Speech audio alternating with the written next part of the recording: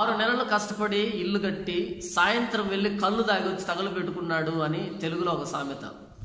ఈరోజు క్రైస్తవ ప్రపంచాన్ని చూస్తూ ఉంటే ఈ సామెత సరిగ్గా సరిపోయింది అని అనిపిస్తూ ఉంది. క్రీస్తు శకం 52వ సంవత్సరంలో అపోస్తలుడైన తోమ భారతదేశానికి వచ్చి క్రీస్తు ప్రేమను పరిచయం చేశాడు. అలా పరిచయం చేసిన దానికి బహుమానంగా ఆ రోజు ఉన్నటువంటి మత ఛాందస్వాదులు ఆయన బల్యంతో పొడిచి కొలివిలో విసిరివేసి ఆయన ప్రాణాన్ని తీశారు. విలియం టిండేల్ లాంటి వాళ్ళు బైబిల్ని అందరి చేతులకు వెళ్ళాలని, దేవుని గురించి సత్యం అందరికి తెలియాలని తర్జుమా ప్రారంభించారు. దాని కారణంగా ఒక నిలువు గుంజు కట్టివేయబడి సలసలగాగుతున్న తారు మీద పోయించుకొని ప్రాణాన్ని కోల్పోయాడు విలియం టిండేల్. విలియం కేరీ కూడా మన భారతదేశానికి వచ్చి ఎన్ని శ్రమలు ఎదుర్కొన్నాడో బైబిల్ని తర్జుమా చేయడానికి, మనందరికీ బైబిల్ని ఇవ్వడానికి ఎంత శ్రమ పడ్డాడో ఆయన గురించిన చరిత్ర చదివితే మనకు బాగా అర్థమవుతుంది.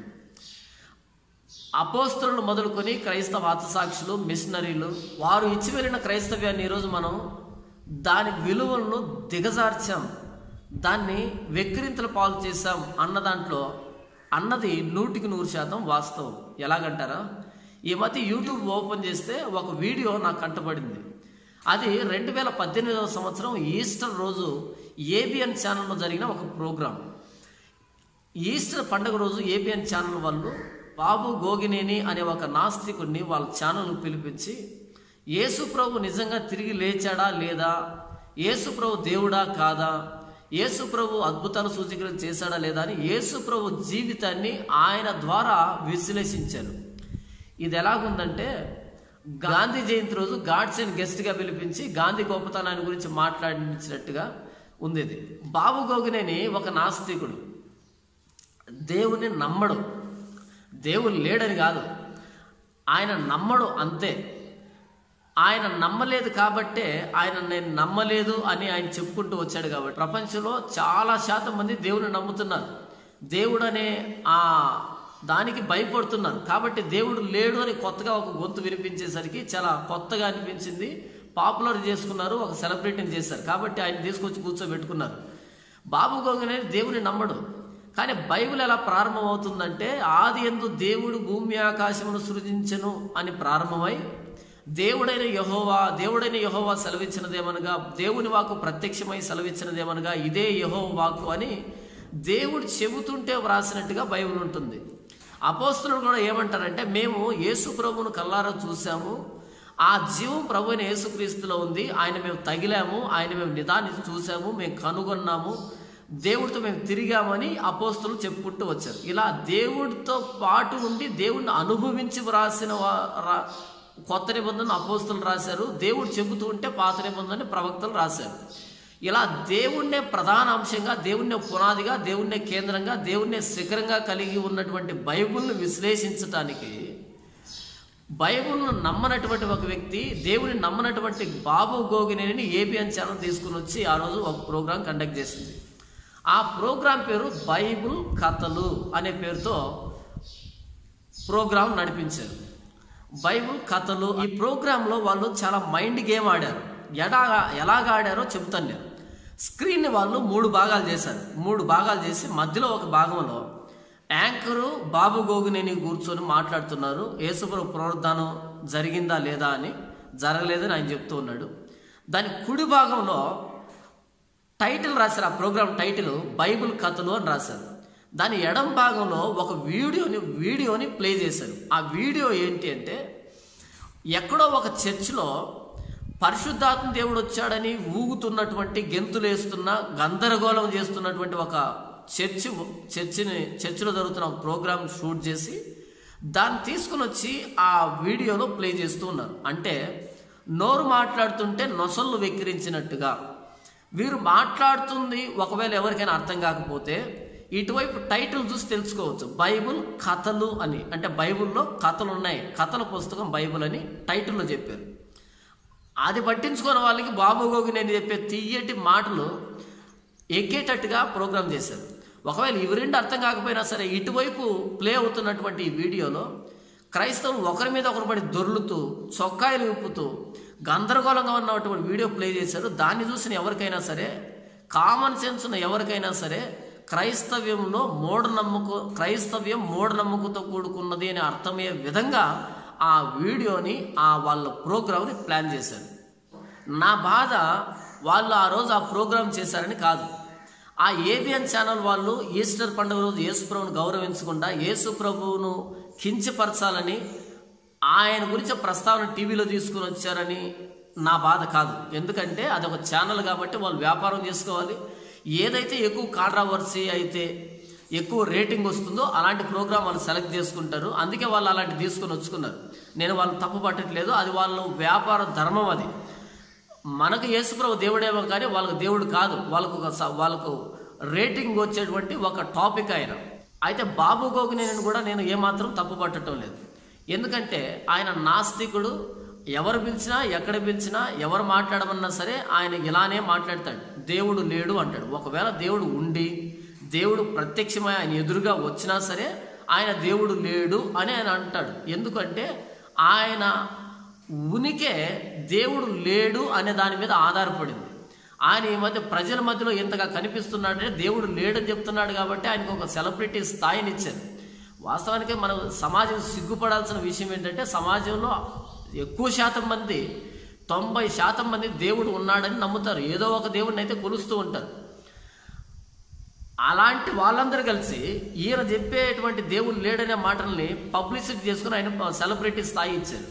సరే, ఆయన ఆ మాట చెప్పకపోతే ఆయన సెలబ్రిటీ స్థాయి నుంచి సాధారణమైన మానవుడి స్థాయికి పడిపోతాడు కాబట్టి ఆయన దేవుడు లేడు లేడు లేడు అంటాడు. ఒకరు ఉన్నా సరే ఆయన లేడు అని చెప్తాడు. ఆయన ధర్మం కాబట్టి నేను బాబు గోగినేని కూడా ఏమి విమర్శించదలుచుకోలేదు. ఆయన అలాగ మాట్లాడతాడని కామన్ సెన్స్ ఉన్న ప్రతి ఒక్కరికి అర్థమయ్యే విషయం అది.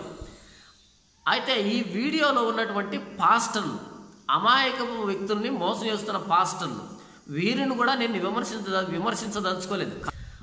ఈ ప్రపంచంలో బ్రతకడానికి బోలెడైన మార్గాలు ఉన్నాయి. ఆ మార్గాల్లో ఈ పాస్టర్ తను కూడా ఒక మార్గం. ఎందుకంటే ఎక్కువ డబ్బులు దండుకోవచ్చు. మోసం చేస్తే, మోసపోయే మనుషులు ఉన్నంతకాలం మోసం చేస్తే డబ్బులు వచ్చి మీద పడుతూనే ఉంటాయి. కాబట్టి వాళ్ళు బ్రతకడానికని ఒక చర్చి పెట్టుకొని మనుషులను మోసం చేసి మభ్య పెడుతూ ఉన్నారు. కాబట్టి ఆ పాస్టర్ అది వ్యాపారంగా భావిస్తున్నాడు తప్ప అది భక్తిగా ఆయన భావించలేదు. ఆయన అంతరంగం ఏంటంటే అది భక్తిగా దానికి వ్యాపారం. ఆయన బ్రతకడానికి అది ఒక వ్యాపారం ఆయన చేస్తున్నాడు.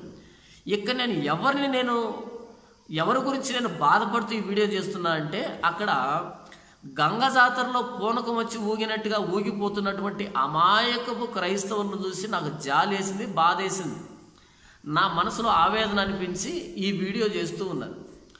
ఈస్టర్ పండుగ రోజు అంటే ప్రభు అయిన యేసుక్రీస్తు వారు సమాధి నుంచి బయటకు వచ్చిన రోజు మరలా ఆయన్ను బాహాటంగా సిలువేస్తుంది ఏబిఎన్ ఛానల్. అయితే దానికి ఎక్కువ సపోర్టింగ్గా ఉన్నది మాత్రం ఈ గెంతులేస్తున్న క్రైస్తవులే.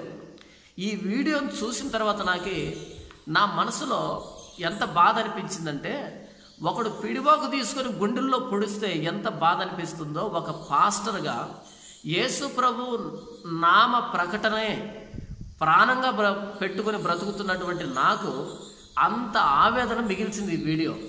కాబట్టి అలా ఎవరైనా మోసపోతూ ఉంటే వారిని బాగు చేయాలని, వారికి సత్యాన్ని ప్రకటించాలని ఈ వీడియో చేస్తూ ఉన్నాను.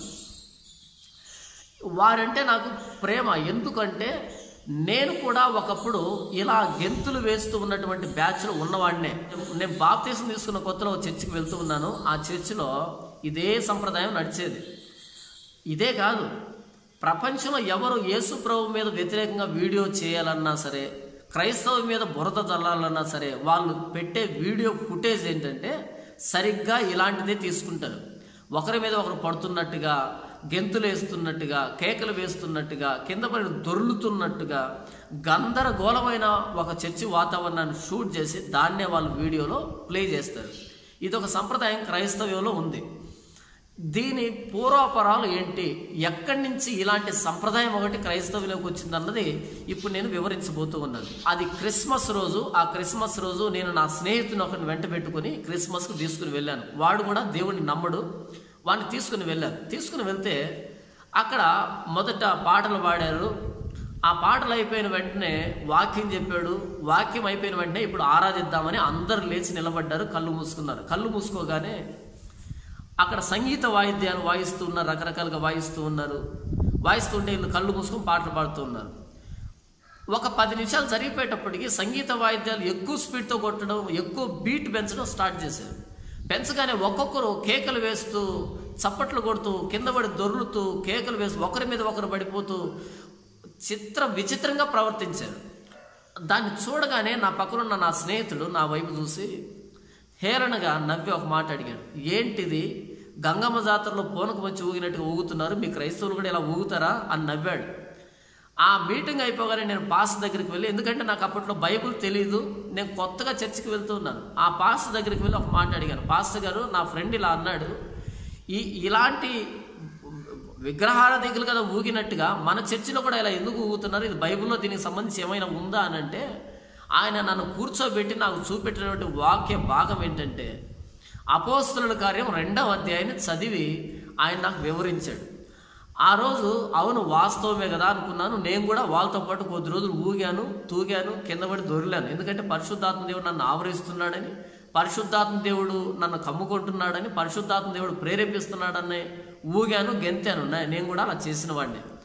అయితే ఈరోజు నేను పాస్టర్గా, బైబిల్ తెలిసిన వాడిగా, అంతో ఇంతో బైబిల్ మీద అవగాహన ఉన్నవాడిగా ఇప్పుడు అక్కడ జరుగుతున్నటువంటి తంతేంటో వాక్యానుసారంగా వివరించాలని, అది వాస్తవమా కాదా దాన్ని విశ్లేషించాలన్నది నా ఉద్దేశం. అపోస్తలుల కార్యం 2వ అధ్యాయం అన్నది 2 విషయాల కలయిక.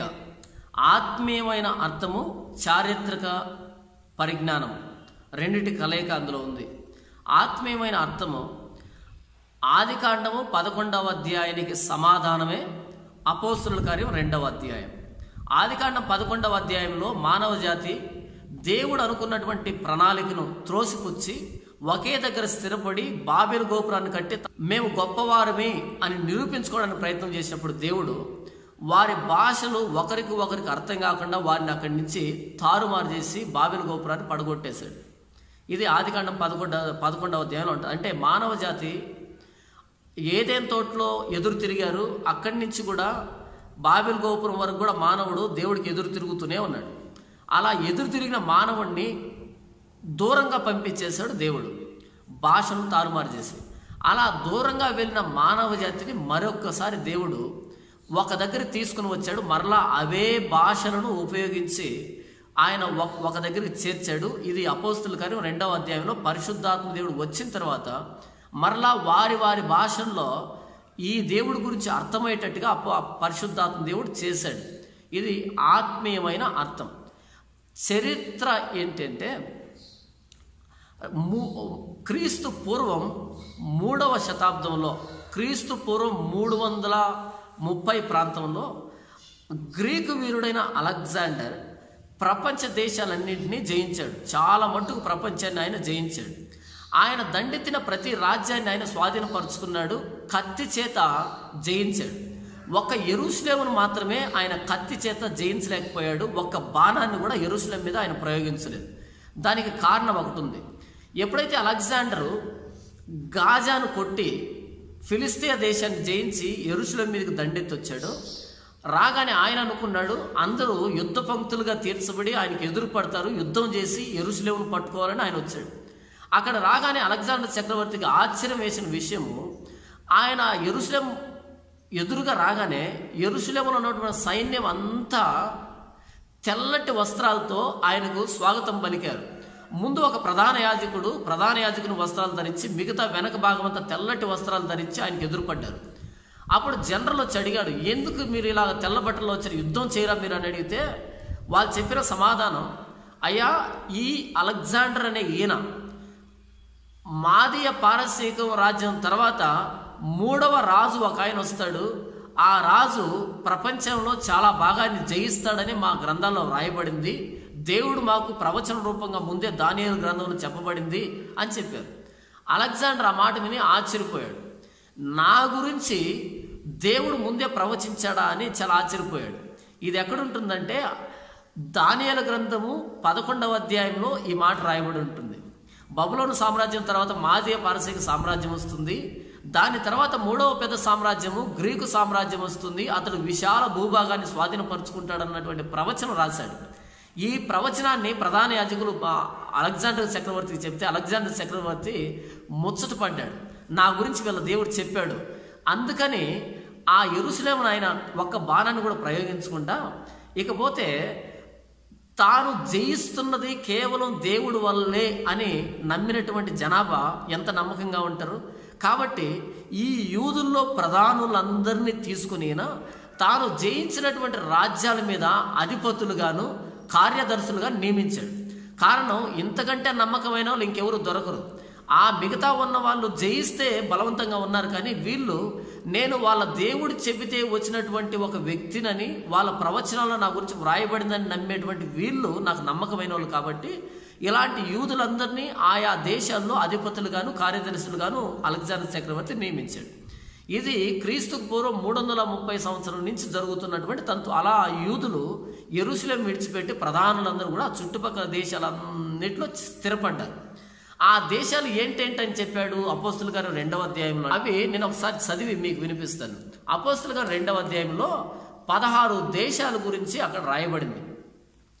పార్థీయులు, మాదీయులు, ఏలామీయులు, మెసొపొతమియా, యూదయ, కప్పదోకియా, పొంతు, ఆసియా, ఫ్రుగియా, పంపూలియా, ఐగుప్తు, కురేనే దగ్గర కాపురమున్న లిబియా వాసులు, రోమా నుండి పరవాసులుగా వచ్చిన వారు, క్రేతీయులు, అరబీయులు, యూదులు, యూదమత ప్రవిష్టులు అని 16 రకాల దేశాల గురించి ఇక్కడ రాయబడింది.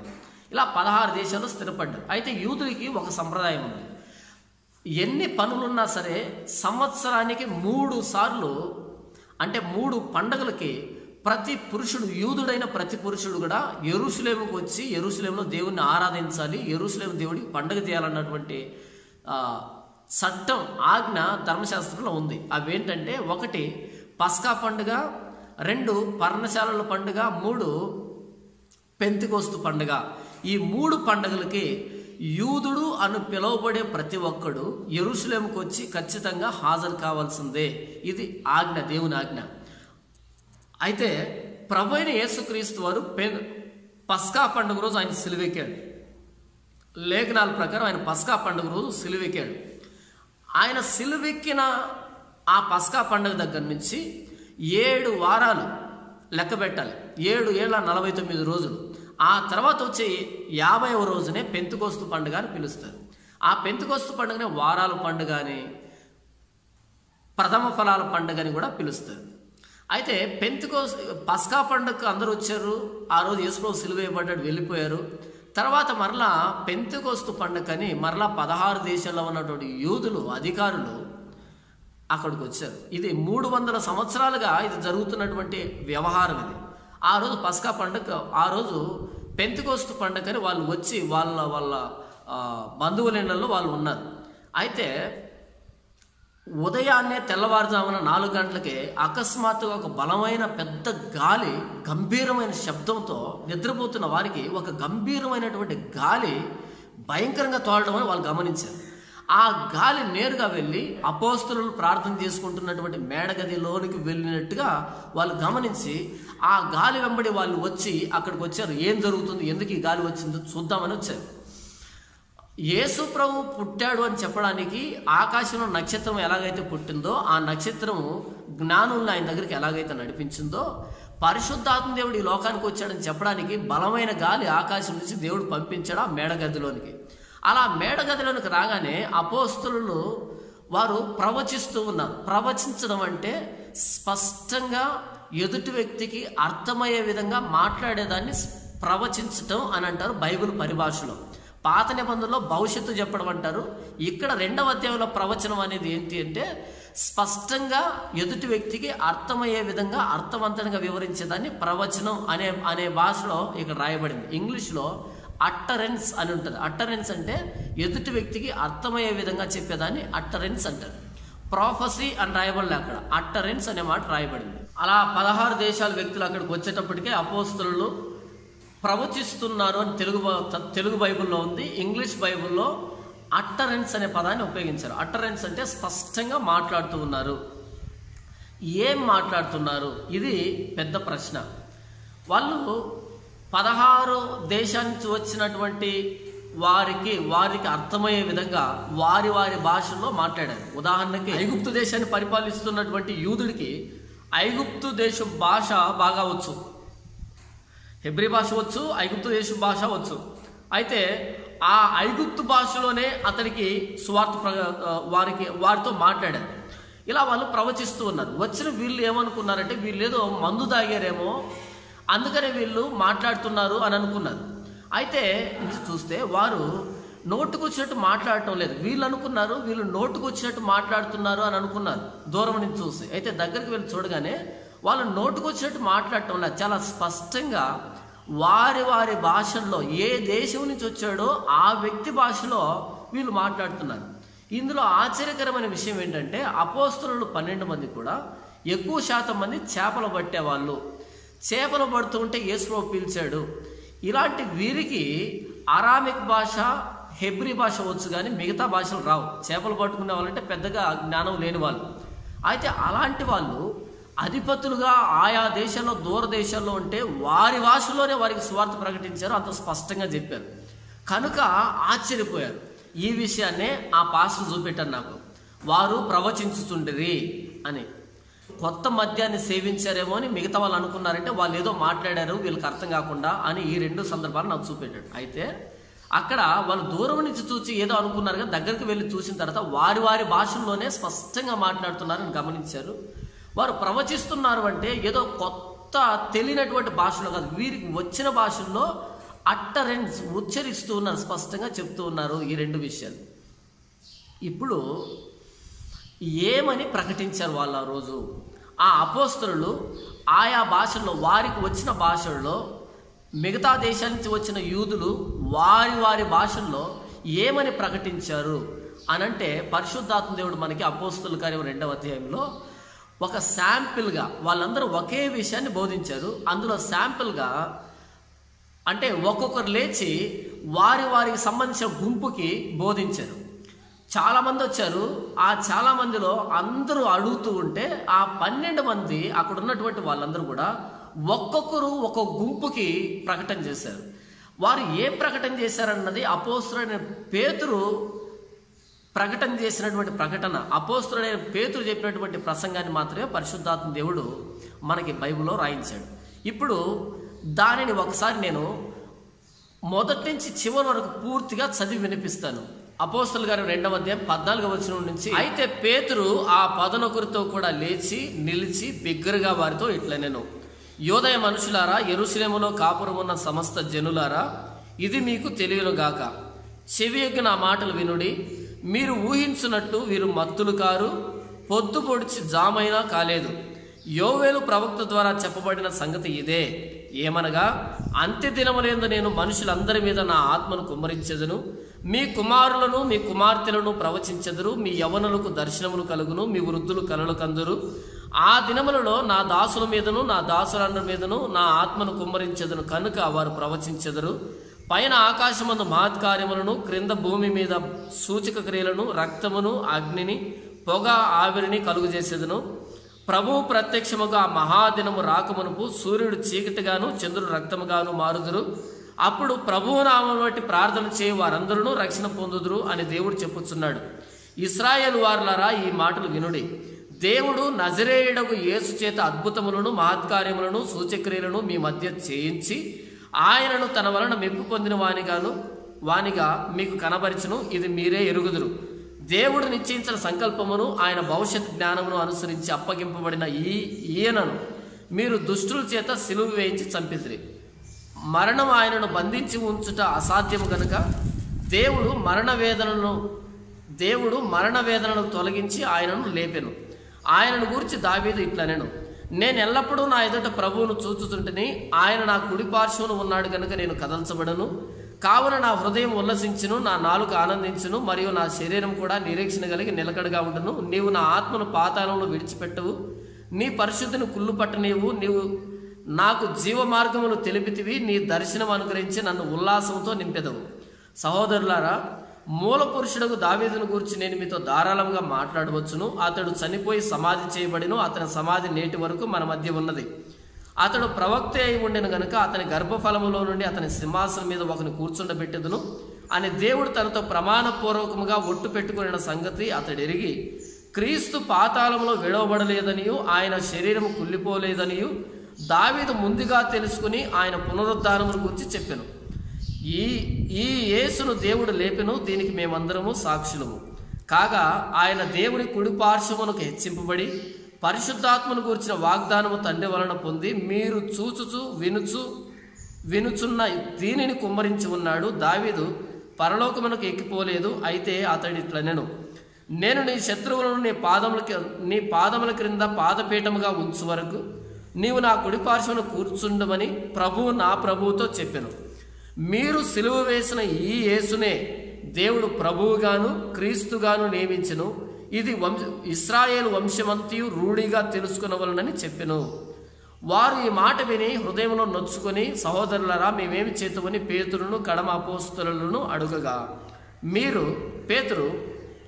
పేతురు మీరు మారుమనసు పొంది పాప క్షమాపణ నిమిత్తం ప్రతివాడు ప్రభు యేసుక్రీస్తు నామమున బాప్తిస్మము పొందుడి, అప్పుడు మీరు పరిశుద్ధాత్మను వరం పొందుదురు. ఈ వాగ్దానం మీకును మీ పిల్లలకును దూరస్తులందరికీ, అనగా ప్రభువైన మన దేవుడు తన యొద్దకు పిలిచిన వారికి అందరికీ చెందునని వారితో చెప్పెను. ఇంకను అనేక విధములైన మాటలతో సాక్ష్యమిచ్చి, మీరు మూర్ఖులకు ఈ తరం వారికి వేరై రక్షణ పొందుడని వారిని హెచ్చరించును. కాబట్టి అతని వాక్యం అంగీకరించిన వారు బాప్తిసం పొందిరి. ఆ దినమందు ఇంచుమించు 3,000 మంది చేర్చబడిరి. వీరు అపోస్తలుల బోధ యందును సహవాసమందును రొట్టె విరుచుటెందును ప్రార్థన చేయటి యందును ఎడతెగకుండిరి. పేతురు చెప్పిన ప్రసంగంలో ప్రధానమైన భాగం ఏంటంటే,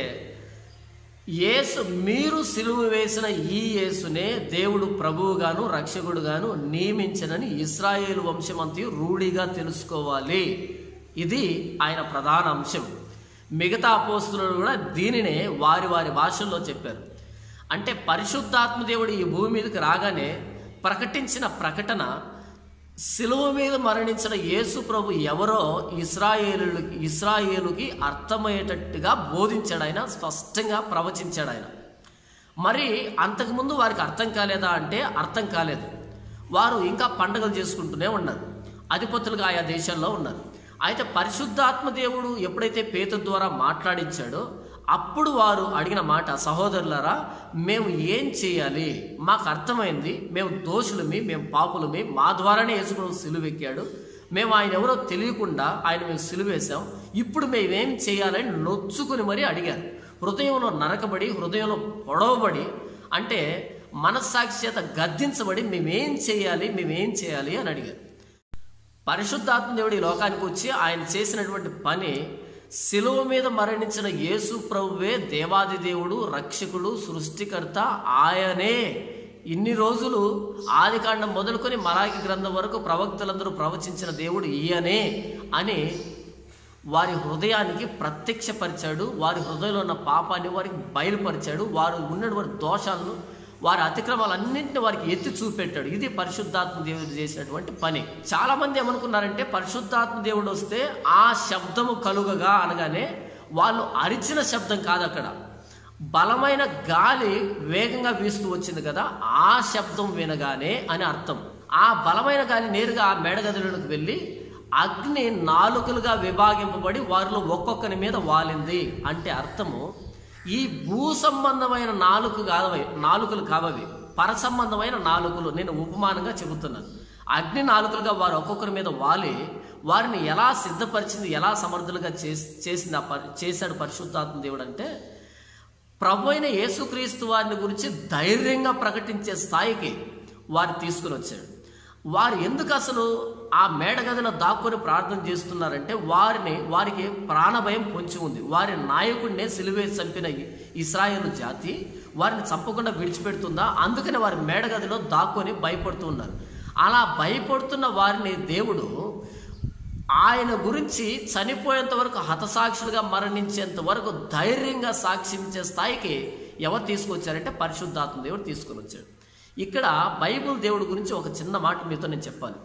లోకంలో దేవుడు అంటే ఏకవచనమేమో, కానీ బైబిల్లో దేవుడు అన్న పదానికి బహువచనంతో అక్కడ ప్రయోగించబడింది. అంటే ముగ్గురు దేవుళ్ళని కాదు, దేవుడు ముగ్గురుగా తను తాను వ్యక్తీకరించుకున్నాడు. ముగ్గురుగా మనకు కనిపిస్తారు, కానీ ఒకే దేవుడు. దీన్ని త్రిత్వము. బైబిల్ పండితులు బైబిల్లో ఉన్న దేవుణ్ణి త్రిత్వం, త్రియేక దేవుడుగా అభివర్ణించారు. త్రిత్వాన్ని గురించి ఆదికాండం మొదలుకొని ప్రకటన వరకు అనేకమైన సందర్భాలు ఉన్నాయి. అయితే నేను సూటిగా నేరుగా బైబిల్లో ఉన్న దేవుడు ముగ్గురు వ్యక్తీకరణలు కానీ ఒకే దేవుడు అనే విధంగా ఉన్నటువంటి ఒక వచనాన్ని మీతో నేను పంచుకుంటాను. అది తెలుగు బైబిల్లో అంత స్పష్టంగా లేదు, కానీ ఇంగ్లీష్లో కింగ్ జేమ్స్ బైబిల్లో 1 యోహాను పత్రిక 5వ అధ్యాయం 7వ వచనంలో చాలా స్పష్టంగా రాయబడింది. కింగ్ జేమ్స్ బైబిల్ 2000 సంవత్సరంలో ప్రింట్ అయినటువంటి కింగ్ జేమ్స్ బైబిల్ 1 యోహాను పత్రిక 5వ అధ్యాయం 7వ వచనంలో ఇలాగ రాయబడి ఉంటుంది. For there are 3 that bear witness in heaven, the Father, the Word and the Holy Spirit, and these 3 are one అని రాయబడింది. For there are 3 that bear witness in heaven, the Father, the Word, the Holy Spirit, and these 3 are one అని రాయబడింది. అంటే తండ్రి, వాక్యమైన యేసు ప్రభు, పరిశుద్ధాత్మ దేవుడు ముగ్గురు ఒక్కరే, కానీ ముగ్గురు ఒక్కరే. ఈ త్రిత్వ దేవుడి గురించి బైబిల్ బోధించింది. ఇప్పుడు ఇది ఎందుకు చెప్తున్నానంటే, తండ్రి అయిన దేవుణ్ణి ఎవరు చూడలేరు. ఆయన ఎలాగుంటాడో మనం చూడటానికి త్రిత్వంలో రెండవ వ్యక్తి అయిన ప్రభు అయిన యేసుక్రీస్తు వారు శరీర ఆకారంతో ఈ లోకానికి వచ్చాడు. యేసు ప్రభుని మనం అంతా చూసాం. యేసు ప్రభు అన్నాడు, నన్ను చూసిన వాడు తండ్రిని చూసినట్టే. ఈ రోజులు నీతో పాటు ఉన్నాను, ఇంకా నువ్వు నన్ను గుర్తుపట్టలేదా? నన్ను చూసిన వాడు తండ్రిని చూసినట్టే, నేను తండ్రి ఏకమై ఉన్నాం. అంటే తండ్రి ఎలాగుంటాడో యేసు ప్రభుని చూస్తే మనకు అర్థమవుతుంది.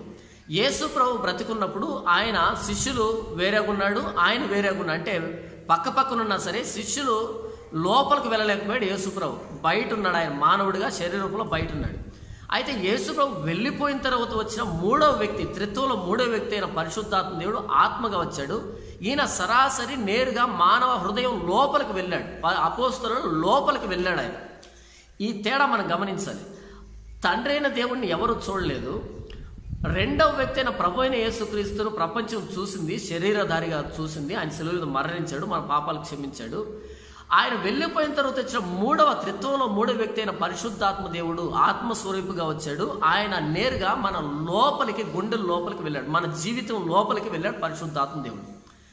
తండ్రి ఎలాగుంటాడో యేసుప్రభుని చూస్తే తెలుస్తుంది. యేసుప్రభు ఎలాగుంటాడో ఇప్పుడు మనం చూడలేదు కాబట్టి మనకు ఎలా తెలుస్తుందంటే, పరిశుద్ధాత్మ దేవుడు కనుక మన లోపలికి వస్తే యేసుప్రభు ప్రేమ మన హృదయంలో కుమ్మరించబడుతుంది. యేసుప్రభు మనకు అర్థమవుతాడు. మానవుని రక్షించడానికి త్రియేక దేవుడు తాను సంపూర్ణంగా కష్టపడ్డాడు. ఆయన ప్రణాళికలో ఉన్నాం మనము అన్నది ఇక్కడ నేను చెప్తున్నాను. ఇంకొకటి, ఇంతకీ పరిశుద్ధాత్మ దేవుడు ఎందుకు రావాలి ఈ లోకానికి అనంటే, యేసుప్రభు 3.5 సంవత్సరం పరిచర్య చేసి 120 మందిని సంపాదిస్తే 120 మంది కూడా యేసుప్రభును చూశారు, అనుభవించారు, కానీ వారికి ధైర్యం లేదు సమాజానికి వెళ్ళి చెప్పడానికి. ఆయన 3.5 సంవత్సరం ట్రైనింగ్ ఇచ్చాడు, కానీ సమాజంలోకి వెళ్ళడానికి వీరికి ధైర్యం సరిపోలే. అలాంటప్పుడు యేసు ప్రభువు ఆయన వెళ్ళిపోతూ పరిశుద్ధాత్మ దేవుని పంపిస్తానని వాగ్దానం చేశాడు. నేను వెళ్ళిపోతున్నాను, వెళ్ళిపోయిన తర్వాత మీ పరిశుద్ధాత్మ దేవుని పంపిస్తాను, అంతవరకు మీరు ప్రార్థనలో కనిపెట్టి ఉండండి అని చెప్పి ఆయన వెళ్ళిపోయాడు.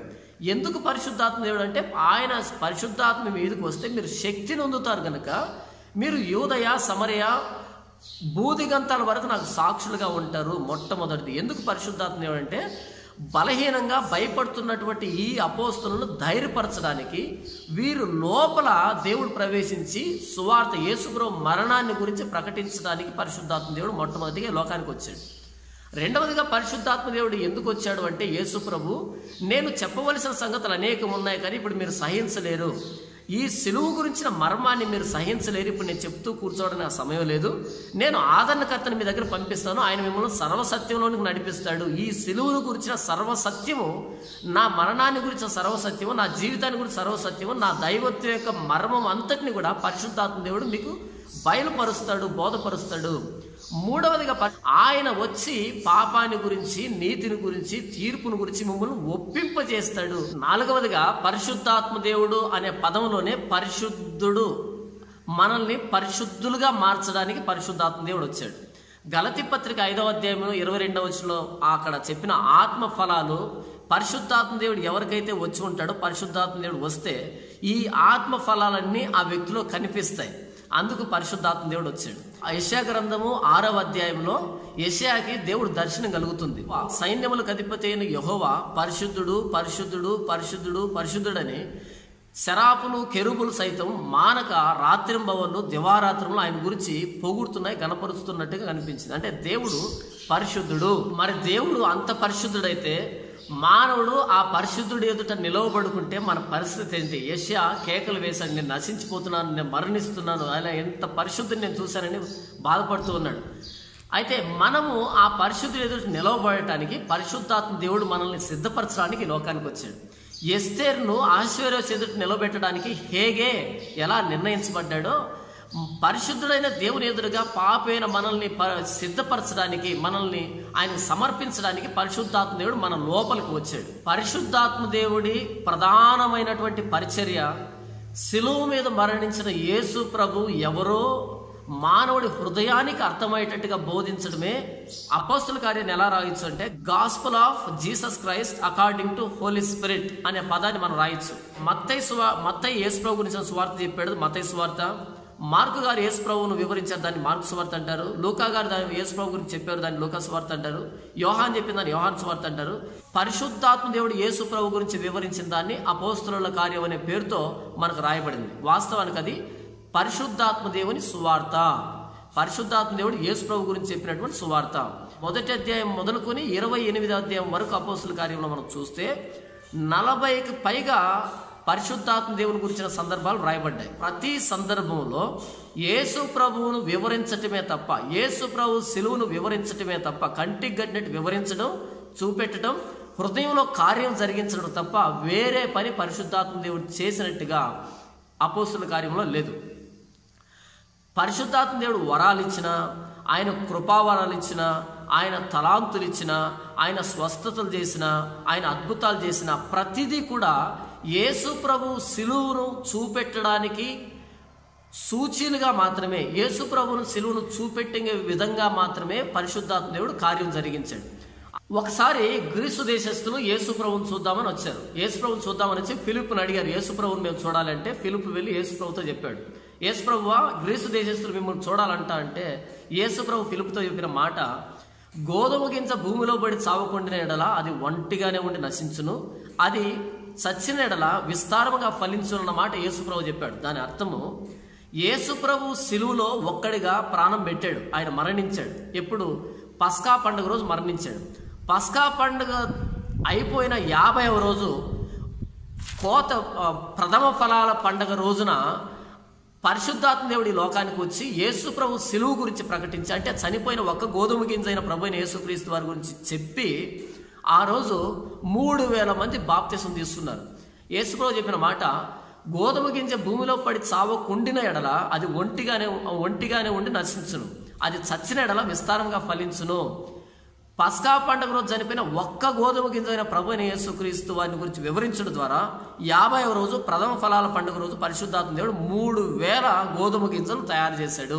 3000 మంది యేసు ప్రభు శిలువుని ఎత్తుకుని ఆయన వెంపడించే వారిగా పరిశుద్ధాత్మ దేవుడు తయారు చేశాడు. ఆ తర్వాత వాళ్ళని అపోస్తలుల బోధలోను, సహవాసంలోను, రొట్టె విరుచుట్లోను, ప్రార్థన చేయట్లోను ఎడతెగక ఉండేటట్టుగా చేశాడు. పరిశుద్ధాత్మ దేవుడు చేసిన పని. అలా 3000 మంది బాప్తిసం తీసుకున్న తర్వాత వారిని క్రమశిక్షణతో పెంచాడు. ఎంత క్రమశిక్షణ అంటే అపోస్తలుల బోధ, యేసు ప్రభువును ప్రత్యేకంగా చూసిన వారిని అపోస్తలులు అంటారు. యేసు ప్రభు చేత ఏర్పాటు చేయబడి పంపబడిన వారిని అపోస్తలులు అంటారు. అలా ప్రత్యక్షంగా పంపబడిన వారి బోధ, ఎందుకంటే వారు మాత్రమే స్పష్టంగా చెప్పగలుగుతారు. వారి బోధ, వారితో సహవాసము, రొట్టె విరచటము, వ్యక్తిగత ప్రార్థన, ఈ క్రమశిక్షణలో పరిశుద్ధాత్మ దేవుడు పెంచుకుంటూ అపోస్తలులు కానీ ఇలా బాప్తిసం తీసుకున్న వారిని కానీ యేసు ప్రభు స్వరూపంలోనికి ప్రతి ఒక్కరిని తీసుకుని వచ్చాడు. పరిశుద్ధాత్మ దేవుడు చేసిన పని. నీవు కూడా యేసు ప్రభుతో పాటు ఉన్నావు కదా అని పేతురుని అంటే ఒక చిన్నదంటే, పేతురు ఒట్టు పెట్టుకుని శపించుకోవడానికి సిద్ధపడ్డాడు. యేసు ప్రభు ఎవరో తెలియదు నాకు అని శపించుకునేదానికి సిద్ధపడ్డాడు పేతురు. అలాంటి పేతురు పరిశుద్ధాత్మ దేవుడు వచ్చేటప్పటికి యేసు ప్రభు కొరకు తలకిందులుగా సిలువ వేయించుకునే స్థితికి వెళ్ళిపోయాడు. ఆయన బొంకిన పేతురు తలకిందులుగా హతసాక్షిగా మారాడు. యేసు ప్రభువుని మీద ద్వేషం పెంచుకొని ఆ యేసు ప్రభు నమ్ముకున్న వాళ్ళని తరిమి కొట్టి చంపినటువంటి సౌలు హతసాక్షి అయిన పౌలుగా మార్చబడ్డాడు. పిరిగివారైన అపోస్తలులు హతసాక్షులుగా మార్చబడ్డారు. వాళ్ళు వెళ్ళి ఆ రోజు యేసు ప్రభు సిలువ వేస్తుంటే వెళ్ళి దాక్కున్నటువంటి అపోస్తలులు తర్వాత సర్వలోకానికి సర్వ సృష్టికి వెళ్ళేటప్పటికి దేశాలనే దత్తత తీసుకున్నారు. మేము ఈ దేశాలకు వెళ్ళి సువార్త చేస్తాం, మేము ఈ దేశాలకు వెళ్ళి సువార్త చేస్తామని దేశాలను దత్తత తీసుకునే స్థితికి తీసుకుని వచ్చాడు పరిశుద్ధాత్మ దేవుడు. ఇదంతా వారి గొప్పతనం కాదు, వారి లోపల నడిపిస్తున్నటువంటి పరిశుద్ధాత్మ దేవుని గొప్పతనం. యేసుప్రభు బ్రతికున్నప్పుడు ముందు యేసుప్రభు వెళ్ళేవాడు, వెనక అపోస్తలులు వెళ్ళేవాళ్ళు పరిచర్యకి వెళ్ళేటప్పుడు. యేసుప్రభు సిలువ వేయబడి మరణించిన తర్వాత పరిశుద్ధాత్మ దేవుడు వచ్చిన తర్వాత అపోస్తలులు ముందు వెళ్తున్నారు. ఎందుకంటే పరిశుద్ధాత్మ దేవుడు లోపల ఉన్నాడు. ఇప్పుడు సమాజానికి కేవలం అపోస్తలులే కనిపిస్తున్నారు, ఇంకెవరు కనిపించట్లేదు. ఒకప్పుడు యేసుప్రభుతో పాటు అపోస్తలులు కనిపించేవాళ్ళు, ఇప్పుడు అపోస్తలులు మాత్రమే సమాజానికి కనిపిస్తున్నారు. వారు ఒంటరిగా లేరు, లోపల పరిశుద్ధాత్మ దేవుడితో వెళ్తున్నారు. ఒకప్పుడు యేసుప్రభుతో పాటు 12 మంది తిరిగారు, గుంపుగా ఉన్నారు. 120 మంది మేడగదిలో గుంపుగా కలిసిమెలిసి ఉన్నారు. కారణం ఎందుకంటే భయపడుతూ ఉన్నారు. అయితే పరిశుద్ధాత్మ దేవుడు వచ్చిన తర్వాత ఒక్కొక్కరుగా ఇద్దరిద్దరుగా ప్రపంచ దేశాలకు వెళ్ళి సువార్తను ప్రకటించారు. అంటే ఒక్కొక్కరు ఒక్కో యేసుప్రభుగా మార్చబడ్డారు పరిశుద్ధాత్మ దేవుని రాకతో. ఆ రోజు పరిశుద్ధాత్మ దేవుడు వారిని ధన్యులుగా మారిస్తే ఈరోజు టీవీలలో యేసుప్రభుని నీచమైన స్థాయిలో చూపెట్టేంత నీచంగా మనం దరిద్రులుగా మారిపోయాం. ఒకప్పుడు అపోస్తల కార్యంలో వచ్చిన పరిశుద్ధాత్మ దేవుడు కాకుండా ఈరోజు మనం ఏదైతే ఆ సంఘ పెద్దలు, ఆ పాస్టర్లు మోసం చేసి చెబుతున్నారో ఆ పరిశుద్ధాత్మ దేవుడి కోసం నేను కనిపెడుతూ ఉన్నాం. అపోస్తల కార్యంలో వచ్చిన పరిశుద్ధాత్మ దేవుడు కనుక నీలో నాలో వచ్చి ఉంటే మన జీవితాలు అపోస్తలు లాగా మారిపోయి ఉండేటి. అయితే మనలో అపోస్తల లక్షణాలు లేవు, అన్ని వేషధారి లక్షణాలు ఉన్నాయి. ఎందుకు అలా ఉన్నాయంటే అపోస్తల కార్యంలో చెప్పినటువంటి యేసుప్రభు పంపించిన పరిశుద్ధాత్మ దేవుడు లేకుండా పెంతెకోస్తు అని పేరు పెట్టుకున్నటువంటి లేదా పరిశుద్ధాత్మ దేవుడు అని పేరు పెట్టుకున్నటువంటి సంఘాలు వారు బోధిస్తున్నటువంటి పరిశుద్ధాత్మ దేవుడు వచ్చాడు కాబట్టి మన జీవితాలు మారటం లేదు. ఈ వీడియోలో మనం చూస్తే ఒకరి మీద ఒకరు పడుతున్నారు, ఒకరు గెంతుకుంటున్నారు, గింజుకుంటున్నారు, దొర్లుతున్నారు, కేకలు వేస్తున్నారు, అరుస్తున్నారు. ఎంత నీచంగా తాగుడు బోతుల కంటే హీనంగా ఎందుకు ప్రవర్తిస్తున్నారంటే ఇది పరిశుద్ధాత్మ దేవుడు కాదు. బైబిల్లో స్పష్టంగా చెప్పబడింది పరిశుద్ధాత్మ దేవుడు అల్లరికి కర్త కాడు అని.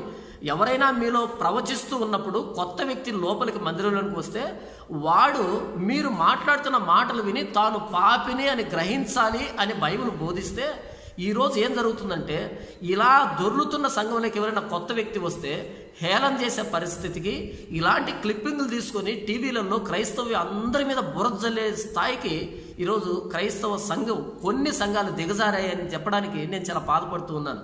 మీకు మాట చెప్తాను.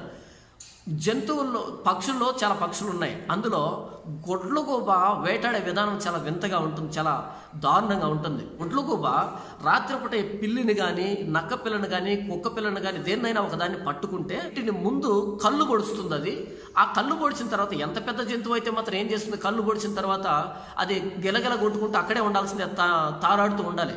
ఈ లోపల దాన్ని చంపి దాన్ని తింటూ ఉంటుంది, చాలా దారుణంగా వేటాడి తింటుంది గొడ్లగూబ. దాని కళ్ళు పీకి అది గుడ్డిదై తడువులాడుతూ ఉంటే అప్పుడు తింటుంది గొడ్లగూబ. ఈ లోకాన్ని పరిపాలిస్తున్నటువంటి అపవాది కూడా, సాతాను కూడా, ఈ దయ్యం కూడా క్రైస్తవ్యాన్ని గొడ్లగూబ వేటాడినట్టుగానే వేటాడుతూ ఉన్నాడు. వాడు మనోనేత్రాలకు గుడ్డితనం కలుగజేశాడు. మనందరి చేతుల్లో బైబిల్ ఉన్నాయి, అందరి ఇళ్లలో బైబిల్ ఉన్నాయి, అందరికీ మనకు తెలుగు భాష బాగవచ్చు. ఒక్కొక్క ఇంట్లో సుమారుగా అంటే 3-4 బైబిల్ కనీసం ఉన్నాయి. అయితే మన ఆత్మీయ నేత్రాలకు గుడ్డితనం కలుగజేశాడు వాడు, కళ్ళు 2 పీకేశాడు. కాబట్టి బైబిల్ చదివేదానికి మనకు ఓపిక లేదు, సమయం లేదు, బైబిల్ చదివేంత జ్ఞానము లేదు. ఆ ఆదివారం చర్చికి వెళ్ళి వాళ్ళు ఏం చెప్తున్నారో దాన్ని మాత్రమే విని వాళ్ళు చెప్పేదాన్ని పరమార్థంగా భావించి దాని ప్రకారంగానే వెళ్ళిపోతున్నారు. అలా కొట్టిమిట్టాడుతున్న వాళ్ళే ఈ వీడియోలో మీరు చూస్తున్నటువంటి వ్యక్తులు. వీరిని వాస్తవంగా గుడ్లుగా పీకేసినట్టుగా సాతాను గుడ్లు పీకేసింది. ఇది నేను చెప్పదలుచుకున్న విషయం. ప్రారంభ శతాబ్దంలో కనుక ఇలా గిలగిల కొట్టుకుంటే వాళ్ళు అపోస్తులు లైవ్ ఉంటే ఈరోజు సువార్త నీకు నాకు వచ్చి ఉండేది కాదది. వాళ్ళు స్పష్టంగా అర్థమయ్యే రీతిలో చెప్పారు కాబట్టి పరిశుద్ధాత్మ దేవుడు మనలో కార్యం జరిగించాడు, మన హృదయం ఒప్పించాడు, మనం పాపులమని. అలా మనం సువార్త నమ్మాం, యేసును నమ్మాం. అలా కాకుండా ఇలా గిలగిల కొట్టుకుంటూ ఉంటే ఎవరు నమ్ముతారు సువార్తని? ఇకపోతే మన ముఖం మీద ఉమ్మి వేసిపోతారు ఇలాంటి సందర్భాలు. తాగుడుబోతులు కూడా ఇంత నీచంగా ఉంటారు. అసలు వీడిని పాస్టర్ అని వాళ్ళు చేస్తున్న దాని పరిచర్యని ఎలా అనుకుంటున్నావు? ఇది కనీస ఇంకిత జ్ఞానం కదా, కామన్ సెన్స్ కదా. ఇది టీవీలలో ఇలా చూపెడుతూ ఉంటే ఇంకా వాటిని వాస్తవం అని దాన్ని పరిశుద్ధాత్మ దేవుని ఎలా నమ్ముతున్నాం? పరిశుద్ధాత్మ దేవుడు ఉన్నాడు. బాప్తీసం తీసుకున్న ప్రతి ఒక్కరికి పరిశుద్ధాత్మ దేవుడు అనే వరం అనుగ్రహించబడుతుంది. ఆయన మనల్ని సర్వసత్యంలోకి నడిపిస్తాడు. ప్రతిరోజు నీతిని గురించి, తీర్పుని గురించి, పాపాన్ని గురించి ఒప్పింపజేస్తాడు. మనకు ఆత్మ ఫలాన్ని అనుగ్రహిస్తాడు. పరిశుద్ధుడైన దేవుని ఎదుటిగా మనం నిలవబడడానికి పరిశుద్ధతను మనకిస్తాడు. ఎస్తేర్ని హేగే అలంకరించినట్టుగా రాబోతున్నటువంటి ప్రభు అయిన యేసుక్రీస్తు అనే వరుడు కోసము నూతన యెరూషలేము అనే వధువుగా మనల్ని ఇక్కడ సత్క్రియలతో అలంకరిస్తాడు. ఇది పరిశుద్ధాత్మ దేవుడు చేసే పని. అంతేకాని ఇలా కిందపడి దొరలటం వల్ల దీన్ని పరిశుద్ధాత్మ దేవుడు అని చెప్పి పరిశుద్ధాత్మ దేవుడిని దూషించకండి. నేను వాక్యాన్ని ఇంత స్పష్టంగా చెబుతున్నాను అంటే ఇది నా మేధస్సు కాదు. నాలో పరిశుద్ధాత్మ దేవుడు కార్యం జరిగిస్తున్నాడు కనుక, వాక్యాన్ని నాకు విశదీకరిస్తున్నాడు కనుక, ఎలా అర్థం చేసుకోవాలో ఆయన నేర్పిస్తున్నాడు కనుక నేను మాట్లాడుతున్నాను. ఇది పరిశుద్ధాత్మ దేవుని కార్యం అంటే. అంతేగాని నోటుకొచ్చేట్టు వాగడాన్ని పరిశుద్ధాత్మ దేవుడు అని అనరు. పరిశుద్ధాత్మ దేవుడు నన్ను ప్రేరేపించాడు కనుక ఇలా సమాజానికి అభ్యంతరకరంగా, సంఘానికి అవమానకరంగా ఉన్నటువంటి ఈ అమాయకపు క్రైస్తవులు ఎవరైనా సరే మారతారని నేను ఈ వీడియో చేశాను. నా వంతుగా ఈ వీడియో ఏబిఎన్ ఛానల్లో వచ్చిన ఈ వీడియో చూసిన తర్వాత ఎవరి రక్తానికి నేను దోషి కాకూడదు అనే ఉద్దేశంతో ఈ వీడియో నేను మాట్లాడాను. మన మిడిమిడి జ్ఞానంతో పరిశుద్ధాత్మ దేవుని దూషిస్తూ ఏది పరిశుద్ధాత్మ దేవుడో ఆయన పరిశుద్ధాత్మ దేవుడిగా కాకుండా ఆయన సమాధానానికి కర్త అయితే అల్లరికి కర్తగా చేసుకుంటూ భ్రమపరిచే ఆత్మను పరిశుద్ధాత్మ దేవుడిగా భావిస్తున్న అమాయకపు నా క్రైస్తవ సహోదర సహోదరులకు ఈ వీడియోను పంపించండి. వారి కళ్ళు ఒక్కరైనా మేలుకుంటారేమో, ఒక్కరైనా అపవాది చెరలోంచి మేలుకొని బయటకు వస్తారన్నది నా ఆశ. ఇంతవరకు చెప్పింది ఒకవేళ అర్థం కాకపోతే 1-2 సార్లు మరలా చూడండి. ఇక్కడ అపోస్తుల కార్యం 1వ అధ్యాయం 2వ అధ్యాయంలో చెప్పబడిన సందర్భాన్ని స్పష్టంగా వాక్యానుసారంగా వివరించానని నేను అనుకుంటూ ఉన్నాను.